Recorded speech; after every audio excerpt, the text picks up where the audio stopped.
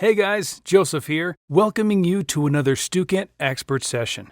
In this expert session, we have the privilege of hearing from Heath Houston. Heath has over 20 years of experience conducting business around the world for globally recognized brands such as Nike, Fossil, Psycho, and Disney. He has founded 2 consumer product companies in the U.S. and most recently left the entrepreneurial world to join a growing luxury home and furnishings company called Arteriors to head up their international sales department. During his career, he has spent most of his time building partnerships with retailers throughout the globe. To foment these partnerships, Heath has spent a good amount of time developing retail marketing tools to help his brand's equity and revenue grow. During his presentation, he will explain what tools work best, how to create them, and how to build a brand through retail partnerships. Take it away, Heath. Good afternoon. As was mentioned, my name is Heath Houston, and I'm here today to talk a little bit about the world of retail, more specifically, retail marketing and distribution. So, a little bit about who I am was already told in the introduction of the presentation, but here's a little bit of some of the global brands I've worked with. My area of expertise has been mostly focused in consumer products. I've distributed products for great brands like Nike, Disney, Guess, and Fossil. And I've worked with some great global retailers such as JCPenney and Target here in the US, and El Corte Inglés in Spain, and Liverpool in Mexico. So hopefully today, my over 20 years of global retail experience, especially focused in retailer marketing, will be beneficial to you as you move forward and decide to possibly have a career in sales and/or marketing. So what will we be covering today?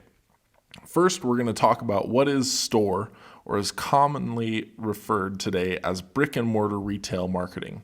And even though we're in a highly connected world with ever-increasing e-commerce and online business focus, we're going to talk about why retail marketing is still important in an ever-increasing digital world. And then third, we'll do a little of my entrepreneurial background, and we'll talk about if I have a great product, how do I get it in a retail location? How do I work with a retailer? And then we'll talk a little bit about some of the marketing tools here. So just so we're on the same page, here are some definitions. Retail is the activity of selling goods directly to the public, and usually in small quantities. And a retailer is a person or business that sells goods to the public for use or consumption. This can happen within a physical brick and mortar location or via the internet. And then finally, retail marketing is the range of activities undertaken by a retailer to promote awareness and sales of the company's products. So as you can see, all 3 of these components are very important in our discussion for today, and to have a clear understanding so that we'll be able to differentiate the different types of marketing that is involved in being a successful retailer, as well as in successfully selling our products. First, let's talk about retail marketing on the outside of the store.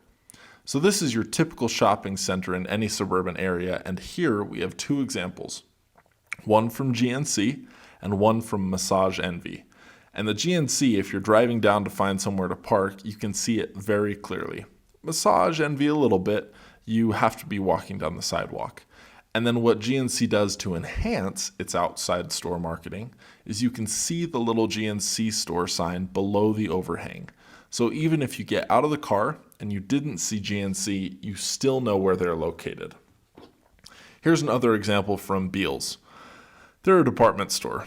There are about 800 across the US, mostly focused in the Southeast under a couple different store labels. But here they're having a sale, a mega sale, 40% off. Clear, large print, and calling it out that it's 40%, so you might not have thought of even going into Beals that day, but you see the sign like, maybe we should go in and see what they have. Maybe they have something that we need. Next, we continue on outside the store. This is a famous footwear store. Here they have quite a few things going on. First, they're promoting a sale of sneakers. Second, they're calling out their reward program on the door. And third, you see free Wi-Fi.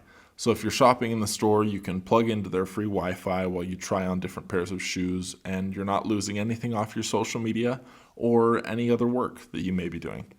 And even though it may not seem very clear, if you look through the window, you can see some end caps lit. Like there's Nike, So I'm assuming down that aisle, there would be the Nike shoes. And they'd probably be displaying some of the most popular styles. So now we're going to go from outside the store to inside the store. Here we have one of my favorite brands, the Magnolia brand from my friends in Waco, Texas. They're the fixer-upper people. And they have signed a long-term agreement with Target to push their brands inside the store.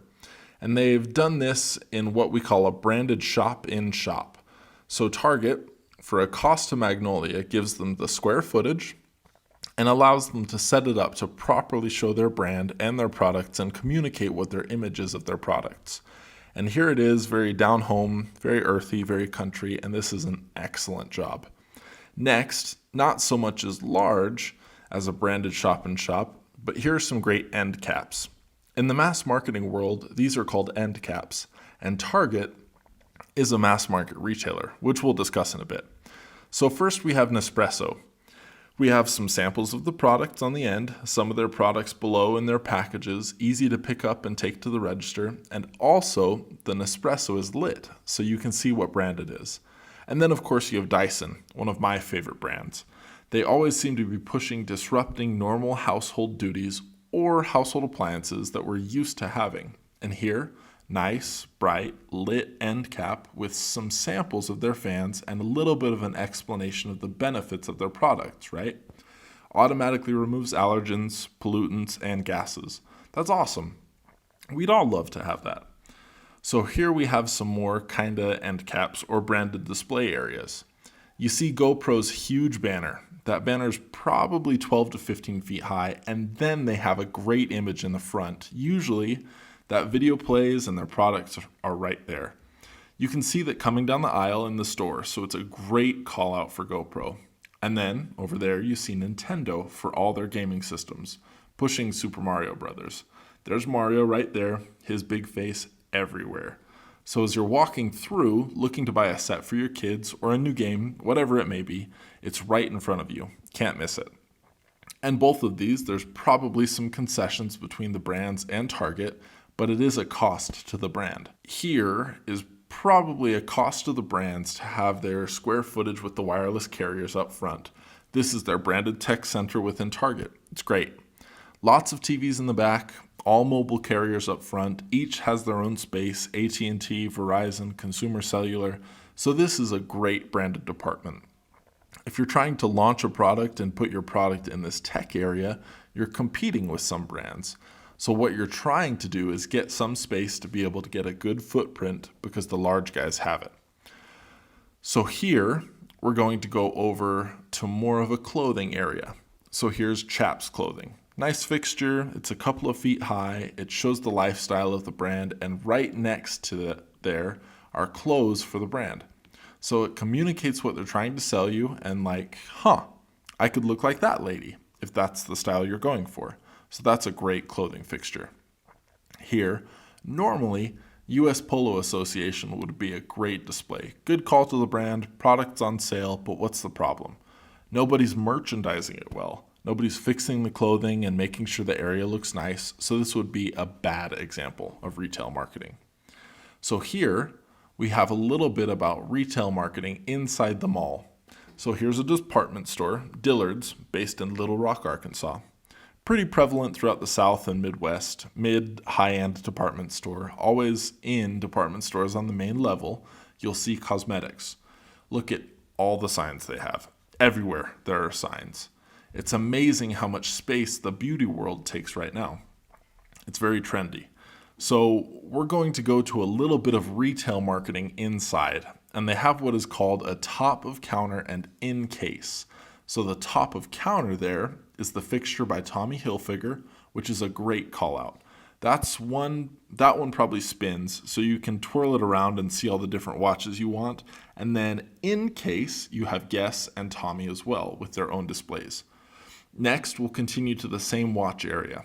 Coach, Tommy, and it looks like Kenneth Cole have some great backlit displays with some graphics. Probably in the nighttime, those will be lit up. And then, of course, in front, we have Kate Spade, Anne Klein, and Coach with some great displays of their own, calling out their brand, as well as Coach with a great top of counter. Here we'll go ahead and there's a Dillards video. All right, here we go. We're going to walk into a Dillards at the Lakeline Mall in Cedar Park, Texas to show you a little bit about some examples of retail marketing, and the cosmetic area is a wonderful example. Here we go.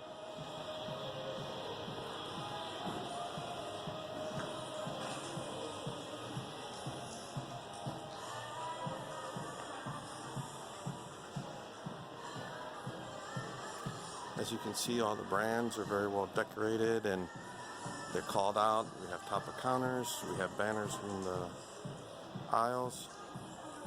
It's a great example of retail marketing, calling out the brands and all the different types of displays, posters, and images. Now we're going to go in the jewelry department as well as the watch area, and we'll continue to see how well brands have to stick out in the department store to be able to call out to their customers.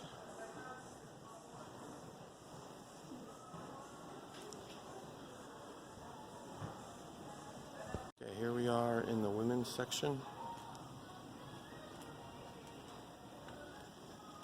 And here's a great example of retail marketing by Michael Kors. Look at this. This is awesome.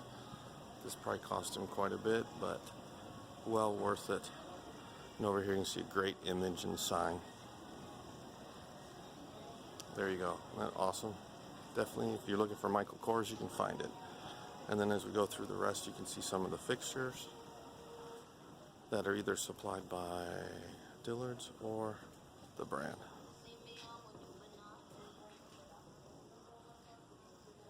Here we'll go back and look at all the brands that have along the back.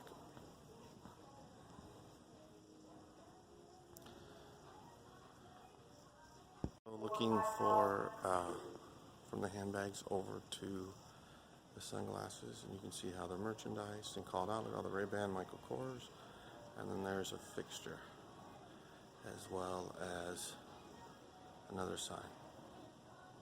Entering the women's section, you can see kind of the different fixtures that are set for hanging clothing as well.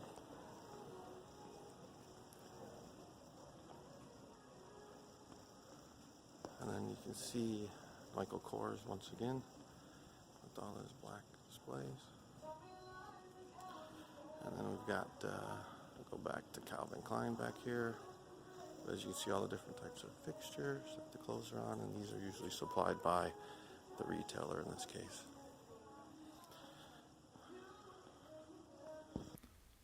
I hope you enjoyed that Dillards video. Nobody yelled at me for doing that in their stores, so I appreciate all the employees of Dillards. So here, we're going to talk about how do I get my marketing pieces designed, built, and or printed.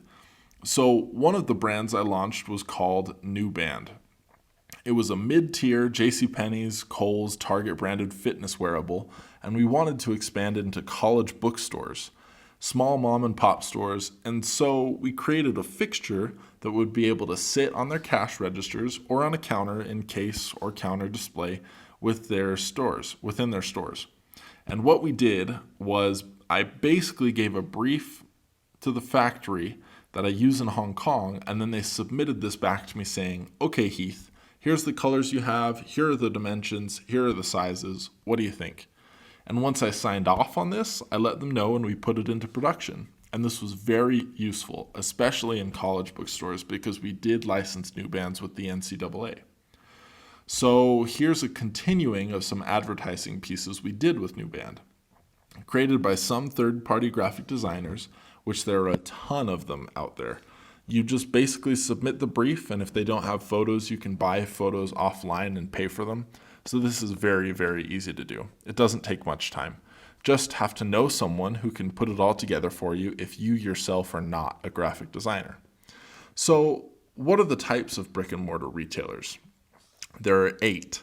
Department stores, Macy's, Dillard's, like the video we went through. All the brands try to get in there, and it's one-stop shopping for the consumer. Discount mass. Here's an example of Walmart and Target. Convenience store, 7-Eleven, Valero, Circle K. Grocery store, right there it is. There's Randall's. You can see the produce selection as an example. Kroger's, Safeway. Specialty stores can be anything. So here we're using Dick's Sporting Goods. Academy here in the South is another good specialty store. drugstores, so there's Walgreens and CVS Pharmacy, off-price stores like Ross and Burlington, and big box stores, which is like a Best Buy or maybe even Office Depot. So these are your types of retailers that when you're looking to launch a product and need to decide, where's my consumer? What is my demographic for the consumer to who I want to sell my product? And it'll be in one of these 8. And in each one of these 8, most of them have an e-commerce option as well. So how do I get my products into a retailer? Well, first you can participate in a trade show. This can be a general merchandise event or specific to your product category. So here's an example of when we had our small booth at the Consumer Electronics Show in Vegas in January 2018.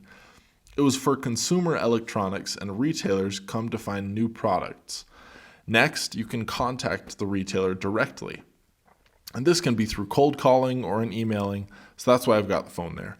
And also there's an LA Marathon, which was a trade show with the marathon, and we were inside the ASICS booths when we were launching ASICS watches. So these are some different ways, and another good way is becoming more popular on LinkedIn. So if you don't have a good LinkedIn page, either for yourself or for a company, I highly recommend that you develop one, because that can make or break you in today's world. So I hope you've enjoyed this presentation on retail marketing. I'm always open to any questions, so you can connect with me on LinkedIn. I'm more than happy to answer you. Good luck in your studies, and best of luck if you're deciding to launch a product or launching your career in marketing and sales. Thanks, and have a great day.